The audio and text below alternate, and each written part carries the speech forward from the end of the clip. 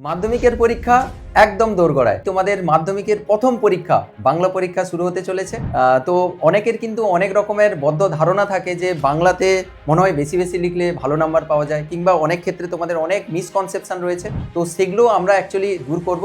আমাদের সঙ্গে রয়েছেন কাঁথি ক্ষেত্রমোহন বিদ্যাভবনের স্বনামধন্য বাংলা শিক্ষক সোনার বাংলাগিরি মহাশয়। স্যার দীর্ঘদিন কিন্তু মাধ্যমিকের হেড এক্সামিনার রয়েছেন, স্যার এক্সামিনারও রয়েছেন দীর্ঘদিন। স্যার আপনি তো খাতা চেক করছেন স্টুডেন্টদের, স্যারের কাছ থেকে তোমরা আজকে সুযোগ পাচ্ছ অ্যাকচুয়ালি যে স্যারেরা খাতা দেখেন এবং স্যারেরা কোন মানে ত্রুটিগুলো তোমাদের খাতায় দেখতে পান যার দরুন ওনারা নাম্বার কাটেন, সেগুলো নিয়ে কিন্তু আজকে আমরা আলোচনা করব। স্যার প্রথমেই আপনাকে অসংখ্য ধন্যবাদ আমাদের বঙ্গশ্রীতে সময় দেওয়ার জন্য। প্রথমে তোমাকে 15 মিনিট আগে কোশ্চেনটা দেওয়া হবে। সেই কোশ্চেনটা পাওয়ার সঙ্গে সঙ্গে তোমাদের যে বিষয়টা করণীয় সেটা হচ্ছে প্রথমে আগে এমসিকিউ যেগুলো জানা আছে, যে উত্তরগুলো তুমি সঠিক বলে মনে করছো সেগুলোকে দাগ মেরে। স্যার প্রথমে কি ওরা তাহলে পেন্সিল দিয়ে আগে দাগ দিয়ে দেবে? পেন্সিলে আগে দাগ দিই, দাগ দিয়ে তারা উত্তরটাকে কনফার্ম করুক। আচ্ছা আচ্ছা। এবারে হয়তো এমনও হতে পারে যে দু একটা উত্তর ক্ষেত্রে তারা হয়তো একটু মানে অস্থির হচ্ছে বা কোনটা হবে কনফিউশনে পড়ে যাচ্ছে, সিদ্ধান্তে আসতে পারছে না।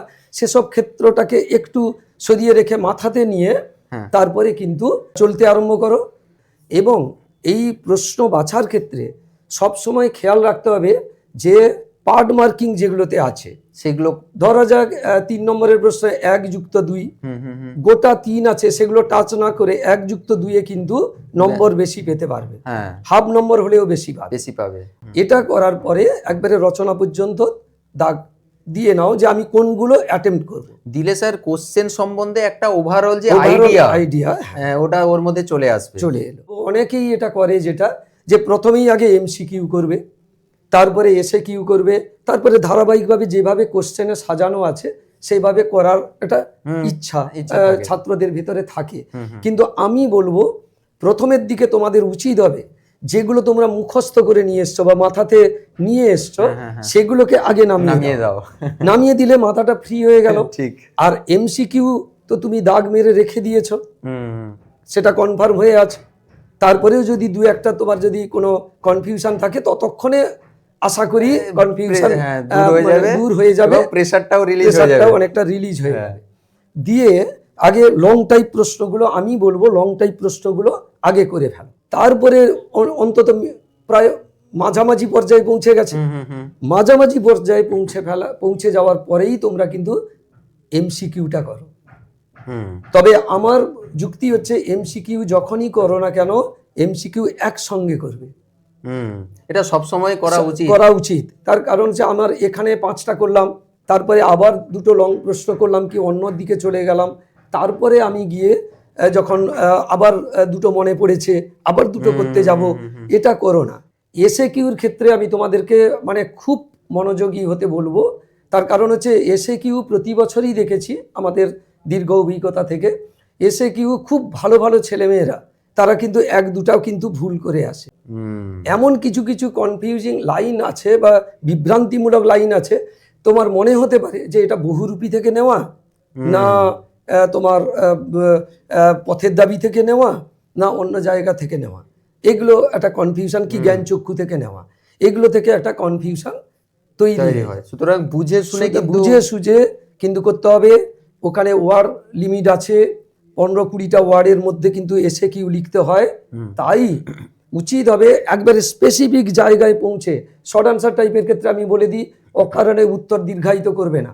শর্ট আনসার টাইপের ক্ষেত্রে কাজ হবে স্পেসিফিক জায়গায় পৌঁছে গেলে দেখবে হয় ওই লাইনটার ভিতরেই উত্তরটা আছে, না হলে তার আগের লাইনে আছে, না হলে তার পরের লাইনে আছে উত্তরটা। স্যার একটা জিনিস আমরা দেখেছি বাংলা লেখার ক্ষেত্রে ওই কোটেশন দিয়ে যে সকল কোশ্চেনগুলো থাকে, স্টুডেন্টের একটা প্রবণতা থাকে যে প্রত্যেকটা কোশ্চেনের ক্ষেত্রে ওরা কোথা থেকে নেওয়া হয়েছে লেখক বা কবির নাম প্রত্যেকটার ক্ষেত্রে লেখে। এটা কি যুক্তিযুক্ত? না, অবশ্যই প্রত্যেক প্রশ্নেই সেটাকে কিন্তু লিখতে হবে, তবে কৌশলে লিখতে হবে। কৌশলে লিখতে হবে মানে এমনভাবে লিখতে হবে আমি সেখানে উৎস এবং লেখকের নাম তো বলেই দিচ্ছি, অধিকন্তু সেই বাক্যটার ভেতরেই যেন আমি আমার বিষয়ের কাছেও পৌঁছে যেতে পারি। মানে এইভাবেই যদি আমি বলি যে আশাপূর্ণা দেবীর জ্ঞানচক্ষু ছোট গল্পের কেন্দ্রীয় চরিত্র তপনের মনে হয়েছে যেন যে তার লেখা গল্পটা যখন হাজার ছেলের হাতে পড়বে সেটা তার কাছে অলৌকিক ঘটনা। এই তো হয়ে গেল একটা তার লাইনে। মধ্যেই পুরো তার জিনিসটা। ভিতরে কিন্তু লেখকের নামও বলা হলো, কোন টেক্সট থেকে নেওয়া হয়েছে বলা হলো, আবার একটা লাইনের ভিতরেও উত্তরটাকে নিয়ে নেওয়া হলো। শর্ট আনসার টাইপের ক্ষেত্রে মাথাতে তুমি যদি গুছিয়ে নিতে পারো তাহলে কিন্তু অনেক কম লেখা যাবে। স্যার আমরা এমসিকিউ কভার করলাম, এসে কি হয়ে গেছে ব্যাখ্যামূলক প্রশ্নের ক্ষেত্রে আমি বলবো যে চাক বা না চাক, সেখানে কিন্তু উৎস এবং মানে লেখকের নাম বা কবির লেখার নাম হ্যাঁ অবশ্যই দিতে হবে, এবং সেটা চাইলেও দিতে হবে, না চাইলেও দিতে হবে। লেখা এবং লেখকের নাম একটা ধাপ, 1 নম্বর। প্রসঙ্গতে থাকবে 1 নম্বর। আর ওই লাইনের ভেতরে যে ব্যাখ্যাটা দেওয়া আছে, অনেকেই এই ব্যাখ্যার জায়গায় করে কি, মানে অনেকটা লিখে গেছে, লং লং প্রশ্নে যত বড় করে করে গেছে সেইটাকেই লিখে দেওয়ার চেষ্টা করতে যায়, তাতে কিন্তু লাভের লাভ হবে না। তোমার সময়টা চলে গেল, নম্বর হয়তো পেয়ে যাবে, কিন্তু ওই সময়টা তোমার ওখানে রচনা কেটে বসে থাকবে। এরপরে বর্ণনামূলক প্রশ্নের ক্ষেত্রে আমি অবশ্যই বলবো, বর্ণনামূলক মানে লং টাইপ প্রশ্ন যেগুলো 3-2 পার্ট আছে বা 5-এর 5 আছে, 3-2 পার্ট তো অবশ্যই পাঠ প্রশ্ন এইটা ব্যাখ্যা বর্ণনামূলক করবে। যদি দেখা যাক যে তুমি হয়নি, সেটা তোমার প্রস্তুতি নেই, কিন্তু গোটা 5 নম্বরের প্রশ্নটাই তোমার হয়তো সেট আছে, আমি বলবো যে সেটা কিন্তু তুমি রেডি জিনিসই লেখো। অনেক কোশ্চেন এরকম থাকবে, একটা পুরো হয়তো অথবাটা হয়তো পুরো 5 রয়েছে, একটা লং কোশ্চেন পুরো 5 নাম্বার, আর একটা 3+2, 3+2 এর মধ্যে 3টা ভালো জানো, 2টা হয়তো মোটামুটি আধো আধো হালকা হালকা রয়েছে। সেক্ষেত্রে স্যার বলছেন যে ওই রকম ভাবে অবসেসড হয়ে যাবে না যে আমি পার্টি করব, এইটা নয়, রিজিডিটি যেন না থাকে। 5 তোমার রেডি আছে, জলের মতো রেডি, মানে তুমি 5ই করো। আরেকটি লং টাইপ প্রশ্নের ক্ষেত্রে আমি অবশ্যই সাবধান করব এইটার ক্ষেত্রে, সেটা হচ্ছে যে অবশ্যই যেন একটা বা দুটো টেক্সটের লাইন, প্রাসঙ্গিক লাইন যেন কোট করা থাকে, উদ্ধৃতি দিয়ে যেন প্রাসঙ্গিক লাইন ওই জায়গাটায় খাপ খাবে এমন লাইন যেন দেওয়া থাকে। এটা কিন্তু 5-এর 5 পাওয়ার ক্ষেত্রে একটা ভাইটাল জিনিস। কোট করার ক্ষেত্রে আরেকটি সাবধানও করব তোমাদের, কোট করতে হবে মানে করে দিলাম, তার ভিতরে একটা ওয়ার্ড ছেড়ে গেল, আমি সেইটাই বলছিলাম। পাঞ্চুয়েশন মার্কও এলোমেলো হলে কিন্তু তার ক্ষেত্রে নম্বরের ব্যাঘাত ঘটবে। কিন্তু আবার যদি তুমি নিখুঁত করে করো, একবারে পুরো নম্বর পেতে পারবে। হ্যাঁ, মানে অনেকে ভাবে স্যার বলেছেন যখন যাও করে লিখে দেব, যাই হোক করে ভুল লেখা যাবে না, না জানো তাও ঠিক আছে, ঠিক আছে, কিন্তু ভুল লেখা যাবে না। যদি তুমি মনে করো যে না আমি মুখস্থ করে এসেছিলাম কিন্তু একটা ওয়ার্ড কিছুতেই মনে পড়ছে না, তখন তুমি একটা কাজ করতে পারো, রেমেডি আছে, সেটা হচ্ছে কোটেশন মার্কটা দিবে না। হ্যাঁ, কোটেশন মার্ক দেবে না, ঠিক। অনুবাদের ক্ষেত্রে আমি তোমাদেরকে বলবো, তোমাদের দেখবে কোশ্চেনের মাথাতে লেখা আছে, ওই ইটুবিটা যেখানে তোলা আছে ইংলিশটা, তার উপরে দেওয়া আছে দেখবে চলিত গদ্যে অনুবাদ করো, কিন্তু ম্যাক্সিমাম ক্ষেত্রে আমরা দেখেছি সব আক্ষরিক অনুবাদ করে দিয়ে আসে, মানে যেটা আছে সেটাকে বাংলাতে ওয়ার্ডের শুধু বাংলাটা বসিয়ে বসিয়ে চলে যাচ্ছে, ফলে একটা অ্যাবস্ট্রাক্ট একটা ধারণা পাওয়া যাচ্ছে, কিন্তু ইউটিউবই সেটা হয়ে মানে প্রাঞ্জল হচ্ছে না, মানে মাথা ঠেকে যাচ্ছে যে ওই বাক্যটার ভিতরে কি বলা হচ্ছে। আরেকটি কথা তোমাদের বলি, আমরা যেটাকে টানা মানে বলি, এক একটা ওয়ার্ডের জায়গায় থেমে থেমে বাংলাটা না করে টানা মানে, ওই বাক্যটার যে টানা মানে করলে যেটা দাঁড়ায় সেইটা ইউটিউবিতে কিন্তু ওইটা সবসময় খেয়াল রাখবে, তবে গিয়ে 4-এর 4 পাবে। এরপরে প্রতিবেদন সংলাপ, এটা আমি তোমাদের উপরে চাপিয়ে দেব না, প্রতিবেদন যার পছন্দ হয় প্রতিবেদন করবে, নিয়ম জেনে করবে। জানো যে প্রতিবেদনে কিন্তু আমি তুমি যেন কোনোভাবে না ঢুকে পড়ে। আমি গিয়ে দেখলাম, আমি একটা পারফর্ম করলাম, তোমার বিদ্যালয়ে বার্ষিক পুরস্কার বিতরণ অনুষ্ঠান নিয়ে প্রতিবেদন লেখা, সেখানে অনেকে করে কি, আমি একটা আবৃত্তি করলাম, আমি একটা গান করলাম, তাহলে কিন্তু পুরো প্রতিবেদন শেষ, মানে নম্বর দিবে না একবারে। মানে ওটা ভাবতে হবে যে তুমি একজন দূরে একজন প্রত্যক্ষদর্শী, তুমি সে স্কুলের সঙ্গে যুক্ত থাকলেও তোমাকে সবসময় বলা হবে, প্রশ্ন কিন্তু ইনসিস্ট করবে তোমাকে যে তোমার বিদ্যালয়ে পুরস্কার বিতরণী, তোমার বিদ্যালয়ে বিজ্ঞান প্রদর্শনী, তোমার বিদ্যালয়ে বনসৃজন প্রকল্প, তোমাকে ইনসিস্ট প্রভোগ করছে যে তুমি ঢুকে পড়ছো। কিন্তু এইটা সবসময় খেয়াল রাখবে যে আমি কিছু করলেও কিন্তু লেখার ক্ষেত্রে কিন্তু কিছু লেখা, মানে আমার বিদ্যালয়ে আরে ওইরকম কিছু লেখা যাবে না। এবারে বলবো প্রবন্ধ রচনা 400 ওয়ার্ডে লিখতে হয়। আমি তোমাদেরকে বলবো যান্ত্রিকভাবে 400 ওয়ার্ড কেউ কোথাও গুনে দেখে না, তাই প্রবন্ধের ক্ষেত্রে বাবু তোমরা একটু কলেবর বড় রাখবে। এক।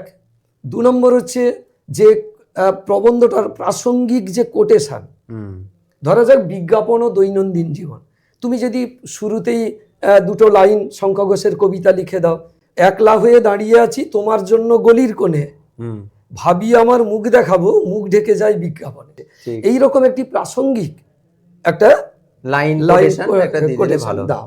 অনেকে মনে করে, আবার দেখেছি অনেক মানে অনেকে গাইড করেন দেখেছি, শেষে কোটেশন দাও, আমি এটা বারণ করব।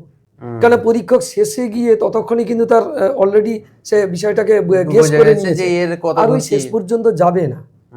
কোটেশনটা সামনে দিলে কিন্তু তুমি পরীক্ষককে নিজের দিকে গ্রিপ করতে পারবে। ঠিক। আরেকটি কথা, একটি প্রবন্ধ নিয়ে একটি রিউমার আছে, সেটা হচ্ছে যে প্রচুর পয়েন্ট দিলে বোধহয় বেশি নম্বর পাওয়া যায়। 10 নম্বর আছে মানে 10টা পয়েন্ট করতে হবে, এই বাধ্যবাধকতা নেই বাবু। তার কারণ হচ্ছে প্রাসঙ্গিক পয়েন্ট হওয়া চাই। সেটা যদি আমার 4টা 5টা পয়েন্টে সীমাবদ্ধ থাকুক।